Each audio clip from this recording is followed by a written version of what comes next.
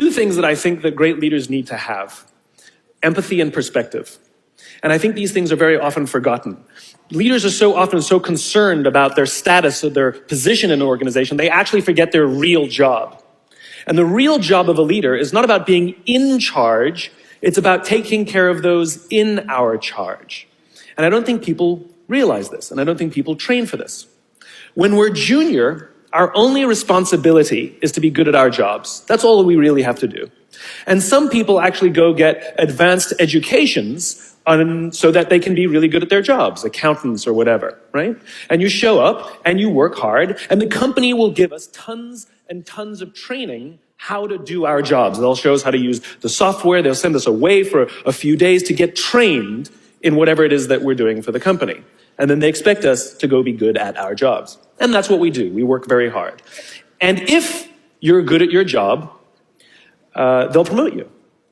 And at some point, you'll get promoted to a position where we're now responsible for the people who do the job we used to do, but nobody shows us how to do that.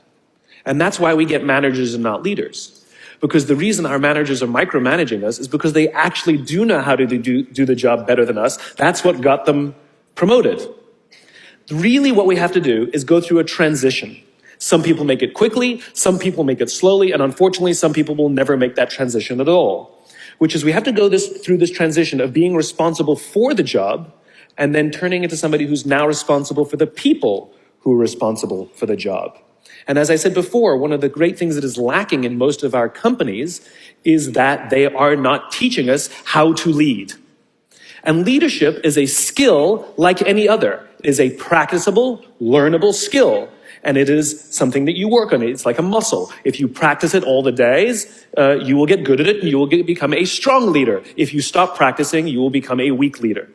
Like parenting, everyone has the capacity to be a parent. Doesn't mean everybody wants to be a parent, and doesn't mean everybody should be a parent.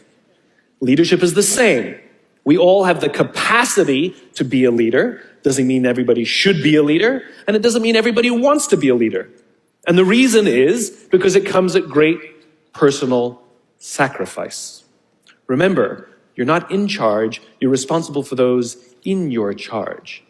That means things like when everything goes right, you have to give away all the credit. And when everything goes wrong, you have to take all the responsibility. That sucks, right? It's things like staying late to show somebody what to do. It's things like when something does actually break, when something goes wrong, instead of yelling and screaming and taking over, you say, try again. When the overwhelming pressures are not on them, the overwhelming pressures are on us. At the end of the day, great leaders are not responsible for the job. They're responsible for the people who are responsible for the job. They're not even responsible for the results.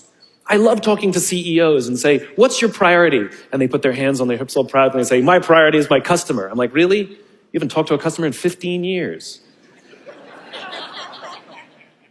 There's no CEO on the planet responsible for the customer. They're just not. They're responsible for the people who are responsible for the people who are responsible for the customer.